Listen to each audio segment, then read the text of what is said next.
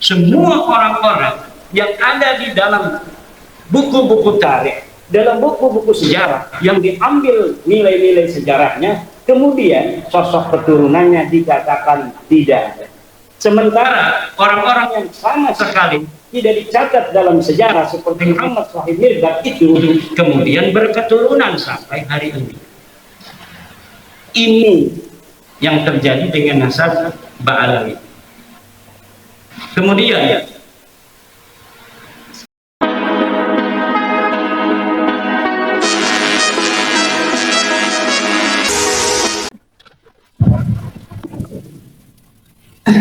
Assalamualaikum warahmatullahi wabarakatuh. Alhamdulillah, salatu wassalamu ala Rasulillah Muhammad. Maka yang saya banggakan Profesor Dr. Manahem Ali dan seluruh sahabat pembicara yang hadir serta para hadirin di tempat yang mulia ini, Mu'alaf Center At-Tauhid yang saya muliakan. Saya akan berbicara tentang nasab Ba'alawi yang saya telah tentukan sebagai nasab yang mardudun batilun ghairu sahihin munqati'un. Nasab yang batal, nasab yang tidak sahih, nasab yang munqati'. Berlandaskan apa saya menyatakan bahwa nasab Ba'alawi adalah nasab yang batil, nasab yang mardud, nasab yang tidak sahih, nasab yang munqati'. Paling tidak tadi saya telah coret-coret ada 15 poin yang akan saya sampaikan terkait dengan batalnya nasab Ba'alawi pada kesempatan yang berbahagia ini. Pertama, nasab Ba'alawi terputus karena Ubaidillah tidak terbukti sebagai anak Ahmad berdasar kitab-kitab yang sezaman. Tidak ada kitab-kitab yang sezaman yang menyatakan bahwa Ubaidillah ini adalah sebagai anak daripada Ahmad bin Isa. Ahmad bin Isa wafat pada 345 Hijriah. Kitab-kitab nasab yang banyak ditulis ketika itu abad ke-4, ke-5, ke-6, ke-7, ke-8 dan ke-9 tidak mencatat nama Ubaidillah merupakan anak daripada Ahmad. Ahmad bin Isa tidak terbukti hijrah ke Yaman berdasarkan kitab-kitab abad ke-5 sampai abad ke-9. Di dalam kitab-kitab nasab yang telah ada oleh abad ke-5 juga kitab-kitab tarikh, kitab-kitab sejarah yang ada dari mulai abad ke-5 sampai abad ke-9 tidaklah menceritakan, tidaklah mereportase adanya hijrahnya Ubaidillah atau ayahnya Ahmad bin Isa ke Yaman. Bagaimana orang yang tidak hijrah ke Yaman kemudian bisa mempunyai keturunan di Yaman? Yang ketiga, nasab Ba'alawi terputus karena Ubaidillah tidak terbukti sebagai anak Ahmad berdasar kitab-kitab sejaman. Oh, ini enggak salah ketik ini. Makam Ahmad bin Isa yang ada di Hadramaut baru ditemukan di abad ke-9. Jadi makam Ahmad bin Isa yang hari ini sangat populer berada di Hadramaut Yaman, itu di dalam kitab tarikh saya temukan bahwa makam itu ditemukan pada abad ke-9 Hijriah. Artinya ketika wafat 345 Hijriah sampai abad ke-9 Hijriah itu telah berjalan 550 tahun. Makam itu dulunya tidak pernah dikenal orang. Ketika nasab Ba'alawi dikonstruksikan pada abad ke-9, bersamaan dengan itu pula lah makam-makam yang berkait dengan nasab itu kemudian perlu untuk dibangun untuk menjadi kekuatan klaim bahwa klaimnya nasab itu ada nama-nama tertentu sampai tersambungnya nasab mereka dengan Ahmad bin Isa, maka kekosongan nama-nama yang juga di dalamnya ada kekosongan makam-makam ini perlulah dibangun makam-makamnya itu sebagai bukti saksi buat masa-masa yang akan datang. Makam-makam palsu yang hari ini dibangun oleh seseorang yang diurus sebagai leluhur-leluhurnya adalah merupakan kejadian ulang daripada kejadian-kejadian masa lalu dari leluhur dia yang juga sama melakukan hal yang serupa, yaitu membangun makam baru yang sebelumnya tidak ada untuk diyakini oleh orang lain bahwa itu adalah makam leluhurnya. Bagaimana pengurutan nasabnya ini sampai Ahmad bin Isa ada, dibuktikan dengan makam yang kemudian dibangun, diberikan tanggal, diberikan titik mangsa sesuai dengan titik mangsa orang-orang yang diklaim ada pada abad itu, padahal orang-orang itu pun tidak ada, sebagaimana makam itu pun dulunya tidak ada. Kemudian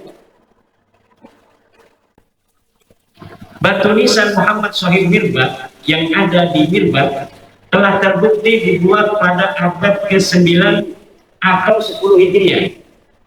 Sebagaimana kita ketahui dari pemaparan tulisan saya bahwa dari nama-nama Ba'alawi ke atas bukan hanya Ubaidillah yang tidak ada, tapi Muhammad, Ubaidillah punya anak namanya Ali, Ali punya anak namanya Muhammad, Muhammad punya anak namanya Ali, Ali punya anak namanya Ali, Ali punya anak namanya Muhammad Shahid Mirbad. Ini semuanya adalah orang yang tidak terreportase oleh sejarah apapun, baik di dalam kitab nasab maupun dalam kitab sejarah. Bagaimana orang yang tidak dicatat dalam kitab nasab, kemudian pada abad 9 dibangun namanya, dicantumkan dalam kitab nasab yang hanya ditulis oleh keluarga mereka, dan kemudian dibangun kesejarahannya pada kitab-kitab sejarah yang juga ditulis oleh mereka. Ada kitab-kitab yang hari ini cetakannya ada, ditulis oleh orang lain, tapi apabila diteliti, lihat pentahkiknya, itu pentahkiknya adalah kalangan mereka.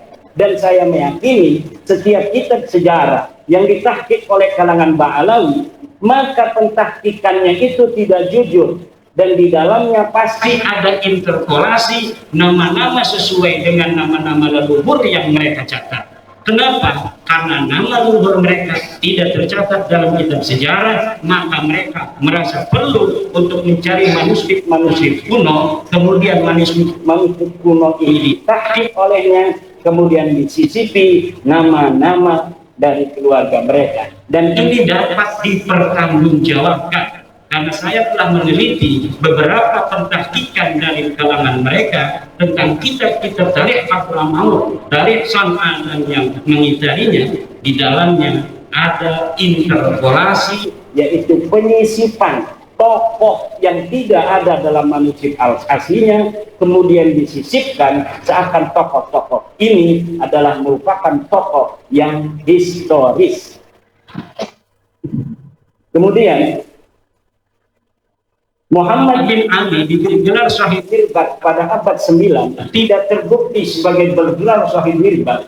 Menurut Ibnul Athir abad ke-7, yang bergelar Shahid Mirbad adalah Muhammad Al-Manjawi, raja di Mirbad. Ada seorang raja yang dicatat oleh Ibnul Athir, sejarawan masa itu, yang bernama Muhammad Al-Manjawi. Muhammad Al-Manjawi ini diberi gelar oleh Ibnu Khaldun, oleh Ibnul Athir sebagai Shahid Mirbad. Itu pada abad ke-7. Kemudian Ali As-Sakran pada abad ke-9 menulis sejarah leluhurnya, kalangan Ba'alawi ini, menyematkan nama untuk salah satu nama yang dibarukan itu, yaitu Muhammad bin Ali, disebagaikan atau dialiaskan sebagai Muhammad Shahid Mirbad. Tadinya tidak ada gelar Muhammad Shahid Mirbad untuk leluhur mereka, tetapi karena ada pencatatan dari mereka bahwa Muhammad bin Ali ini pernah ke Mirbad, maka diberi gelarlah leluhurnya ini yang bernama Muhammad bin Ali dengan Muhammad Shahid Mirbad. Saya telah membaca kitab-kitab yang berkaitan dengan sejarah Mirbat dan sejarah Rifa'ah, serta ulama-ulama yang hidup pada sejaman dengan Muhammad bin Ali dalam tanda kutip Sahih Mirbat ini, sama sekali tidak ada yang mencatat di samping kanan dan kirinya seorang ulama bernama Muhammad bin Ali yang digelari kemudian pada abad 9 dengan Sahih Mirbat dari kalangan Ba'alawi. Orang ini bukan hanya tidak bergelar Sahih Mirbat, tetapi juga kehistorisannya sangat dipertanyakan. Bahkan saya berani mengatakan itu adalah fiktif. Orang ini fiktif, tidak ada di Rifa'ah, tidak ada di Hadramawt, bahkan mungkin tidak ada di dunia aja. Seorang yang bernama Muhammad bin Ali. Lalu bagaimana mereka punya leluhur? Ya jelas mereka punya leluhur. Lalu leluhurnya siapa? Ya saya tidak tahu. Apakah namanya Muhammad bin Ali? Ya bisa jadi. Tapi yang jelas bukan Muhammad bin Ali yang hari ini kita kenal kesejarahannya sedemikian itu. Lalu bagaimana kok bisa begitu banyak kitab-kitab yang mencatat kesejarahannya hari ini? Bisa ratusan kitab tentang Sahih Mirbat. Bahkan orang Mirbat sendiri hari ini, sejarawan Mirbat, lihat, apabila mereka menceritakan tentang Sahih Mirbat, mereka belum sadar kalau mereka mencatat nama seorang yang tidak ada pada zamannya. Hebatnya ini Muhammad Sahih Mirbat. Dan saya kalau dipertemukan dengan sejarawan Mirbat, sejarawan Rifa'ah, saya yakin orang Rifa'ah dan orang Mirbat sejarawannya itu akan langsung sadar kalau sudah bertemu dengan saya. Apabila saya berikan algoritma dari sosok Sahih Mirbat ini, sejarawan Rifa'ah, sejarawan Mirbat, sejarawan Hadramawt akan langsung sadar bahwa ada masalah dalam kesejarahan, terutama kesejarahan nasab daripada sadat-sadat mereka ini, terutama yang berkaitan dengan klaim glorifikasi dari keluarga Ba'alawi dalam ilmu pengetahuan, dalam tasawuf, dan dalam peran-peran kesejarahannya di masa itu yang berkaitan dengan politik, sosial, dan sebagainya. Bahkan saya sekarang sedang mencari orang yang bisa mempertemukan saya dengan para pakar-pakar sejarah di Yaman agar mereka tercerahkan. Yang saya ingin ketemukan adalah para pakar-pakar sejarawan yang tidak ada kaitan dengan Ba'alawi, yang insya Allah apabila dia itu bisa bertemu, maka itu akan langsung gampang sadar daripada orang-orang yang mempunyai subjektivitas dengan kalangan Ba'alawi. Dan saya meyakini itu, apabila algoritma ini sedikit dibuka, sadar mereka dengan itu, maka sejarah Yaman hari ini yang terbentuk begitu kokoh akan rungkat. Bukan hanya sejarah nasab Ba'alawi, tapi sejarah Yaman, sejarah Mirbat yang hari ini ada, rungkat semua.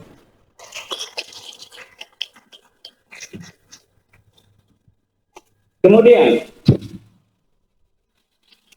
Abdullah bin Sahih Mirbat yang tercatat dalam kitab Al-Durar abad 10 sebagai anak Sahih Mirbat yang mendapat ijazah dari Muhammad Al-Qala'i adalah fiktif.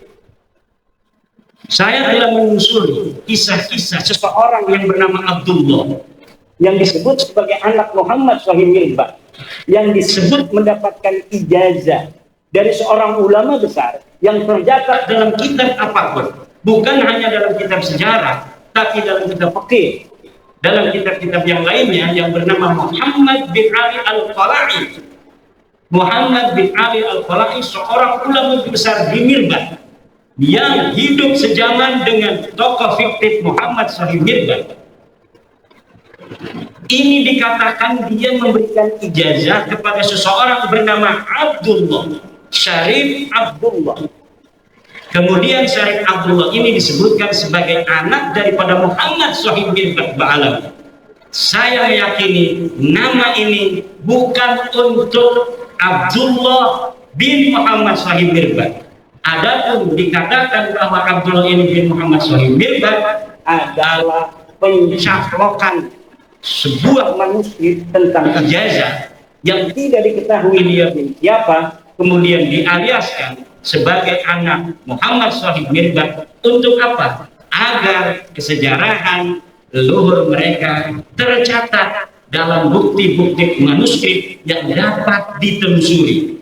Yang dapat ditelusuri nama Abdullah karena dia mendapatkan ijazah, tetapi Abdullah ini tidak diketahui siapa ini Abdullah. Dikatakan bahwa Abdullah ini adalah anak Muhammad Sahib bin Bad.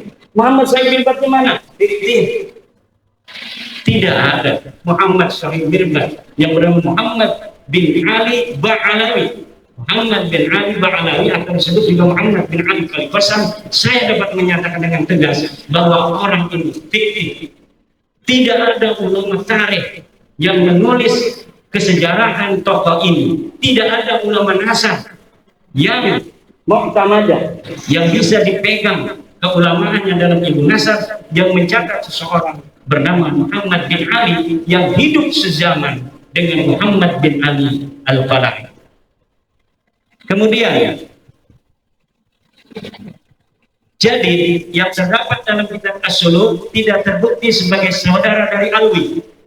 Jadi ada kitab sejarah yang kitab sejarah ini adalah mu'tamadah, yang bisa dijadikan pegangan untuk sejarah Yaman. Disebutkan ada seorang bernama Jadid yang disebut seorang syarif. Lalu keluarga Ba'alawi pada abad 9 mengatakan bahwa Jadid ini adalah saudara dari leluhur mereka yang bernama Alwi.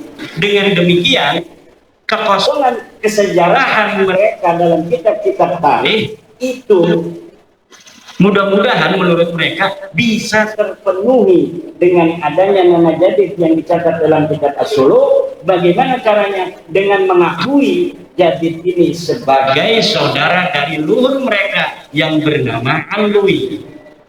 Dan ini pun nanti akan terjadi pada seorang ulama bernama Salim bin Basri, yang kemudian Salim bin Basri ini yang tercatat dalam kitab-kitab sejarah itu diambil namanya, dialiaskan bapaknya yang bernama Basri sebagai saudara daripada Alwi. Jadi dari sini ngambil supaya kuat. Ternyata yang diambil ini polanya sama. Setelah diambil namanya sebagai bagian dari keluarga mereka, lihat hari ini dalam kitab Syamsul Dhahirah, orang-orang yang tercatat dalam sejarah ini diingkiratkan, dikatakan bahwa mereka tidak mempunyai keturunan. Nama Abdullah bin Sahib bin Bad inqarada, tidak punya keturunan. Lihat Jadid inqarada di al-Farnis fi akhir Farnis Sitti, dia ingkirat di akhir abad 6. Kemudian lihat Salim bin Basri, demikian pula dikatakan bahwa keturunannya ingkirat pada akhir abad ke-6. Semua orang-orang yang ada di dalam buku-buku tarikh, dalam buku-buku sejarah yang diambil nilai-nilai sejarahnya, kemudian sosok keturunannya dikatakan tidak ada. Sementara orang-orang yang sama sekali tidak dicatat dalam sejarah seperti Muhammad Sahib bin Bad itu kemudian berketurunan sampai hari ini. Ini yang terjadi dengan nasab Ba'alawi. Kemudian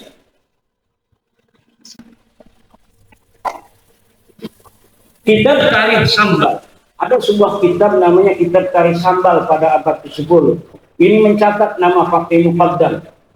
Menurut peneliti sejarah dan geografi Hadramaut yang bernama Profesor Hussein Saleh bin Isa bin Umar bin Salman, kitab itu menurut beliau adalah kitab jiplakan dari kitab Ibnu Hisan. Nah, kitab yang ada di abad-abad sebelumnya diambil kemudian dijiplak, tidak diatasnamakan Ibnu Hisan, tapi diatasnamakan orang yang berada di abad 10 yang bernama Syekh Sambal Ba'alawi, tetapi kemudian isinya ditambah. Jadi ini ada pola baru. Kalau pola-pola yang dulu saya temukan, manuskrip dicari, kemudian manuskripnya ditulis, setelah manuskripnya restorasi, kemudian disisipkan nama-nama yang tidak ada di dalam manuskrip asli untuk dicetak, sehingga nama yang tidak ada ini menjadi ada dan kemudian dianggap sebagai apa yang ada dalam manuskrip aslinya. Nah, tetapi yang baru ini yaitu kitab Tarikh Sambal manuskrip Ibnu Hisan, Tarikh Ibnu Hisan ditemukan, tapi tidak ditahqiq, malah kemudian diambil beberapa lembar, kemudian disusun sedemikian rupa seakan-akan ini adalah karyanya, dimasukkan nama-nama Ba'alawi, kemudian diberikan apa namanya itu nama atau pengarang Syekh Sambal. Jangankan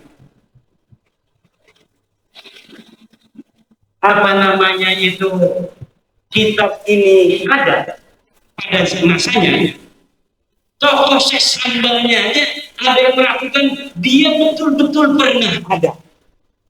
Jadi yang disebut Syekh Sambal dari keturunan Ahmad bin Isa ini, para tokoh sejarawan di Yaman itu ada yang tidak percaya kalau Syekh Sambal ini pernah ada pada tersebut. Lalu dari mana pentahqiq Abdullah Muhammad Al-Habsyi bisa menyatakan itu? Wallahu a'lam bishawab. Yang bertanggung jawab adalah Abdullah Muhammad Al-Habsyi. Dia menyatakan dia menemukan manuskrip atas nama Syekh Sambal. Kemudian dia mencetaknya.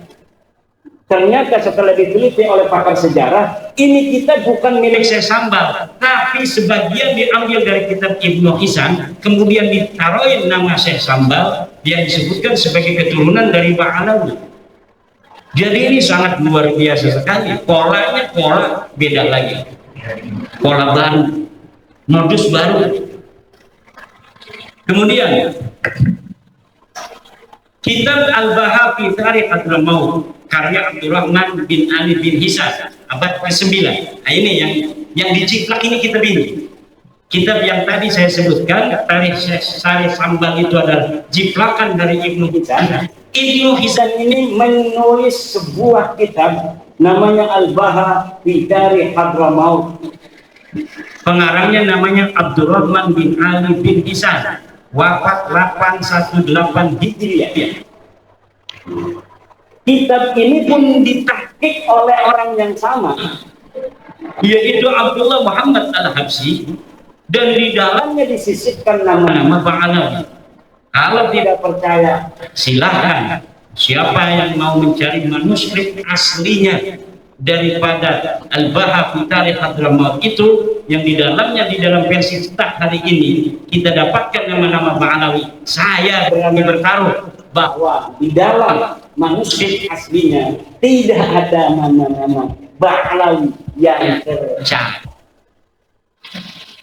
Jadi tidak perlu sibuk-sibuk saya untuk mencari manuskrip, karena saya telah meyakini. Bagaimana meyakininya? Oh, itu hanya husnudon atau suudon, karena polanya sudah ketahuan. Kalau 1, 3, 5, selanjutnya itu adalah 7 dan 9. Kalau kita katakan 1, 3, 5, selanjutnya itu adalah 7, 9, dan 11. Kalau kita katakan 2, 4, 6, maka selanjutnya adalah 8, 10, 12. Tidak perlu kita menghitung-hitung dengan kalkulator. Kita akan tahu bahwa setelah 1, 3, 5 adalah 7 dan 9. Kita punya ilmu, punya otak yang diberikan Allah, ngapain kita susah-susah? Kalau pola algoritma itu sudah kita tebak. Kalau tidak percaya, silahkan buktikan. Jangan kita disuruh cari manuskrip. Yang tidak percaya bahwa yang saya katakan dia bohong, harus nyari manuskripnya. Misalnya, kenapa Kiai Iman cari manuskrip Ali bin Dohir gitu? Saya punya kitabnya Al-Majdi, bahwa di dalam Al-Majdi itu bukan bin Al-Hasan, tapi Minal Hasan. Lalu Ali bin Dohir abad 14, dia palsukan, minnya itu dirubah menjadi bin. Akhirnya salah, apa namanya, beda pengertiannya. Kata Gus Umar, Ali bin Dohir berdasarkan manuskrip yang dia lihat. Mana manuskripnya? Dia tidak bilang dari manuskrip mana.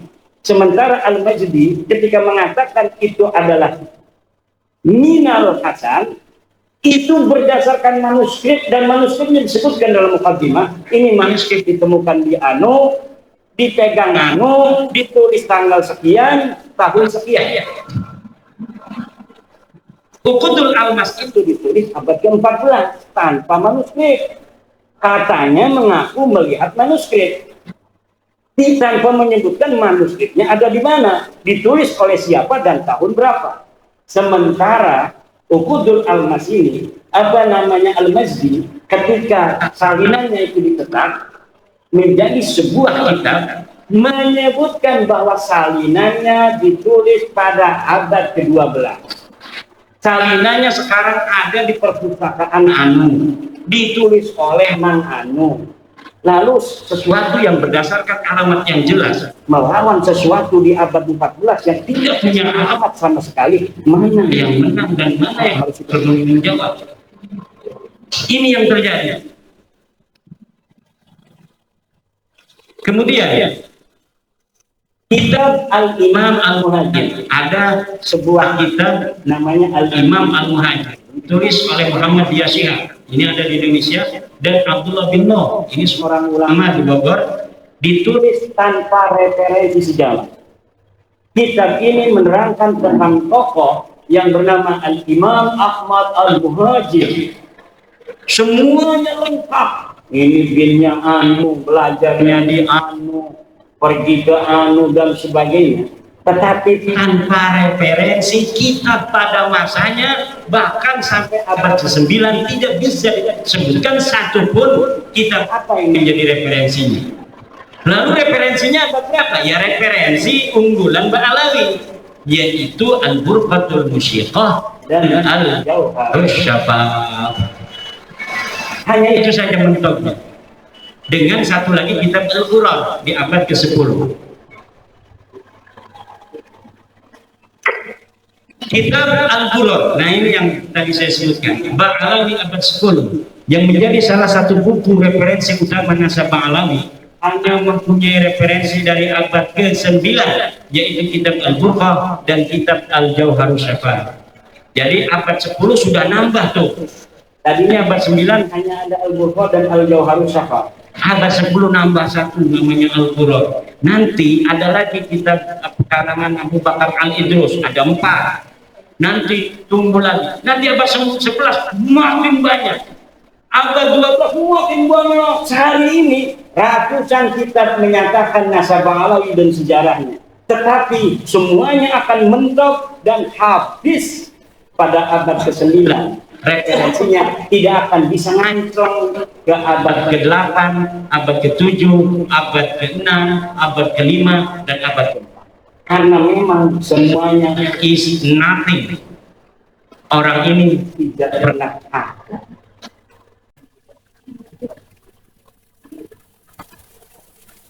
Dan mungkin itu saja poin-poin karena waktunya sudah lebih dari 10 menit. Tentang Bani Jawi sedikit. Bani Jawi ini adalah Bani Melayu. Orang-orang Melayu hari ini adalah Bani Jawi. Bani Jawi ini, jangan kita mencari Bani Jawi ini asalnya dari mana. Bahkan Bani Jawi ini ternyata adalah orang-orang yang telah terdeteksi 4.000 tahun sebelum Masehi. Kesejarahannya itu bisa dideteksi di Yordania. Di Yordania ada sebuah kampung Jawa 4.000 tahun sebelum Masehi. Kemudian di Mesir itu ditemukan kapur baru. Ketika Fir'aun itu berapa tahun?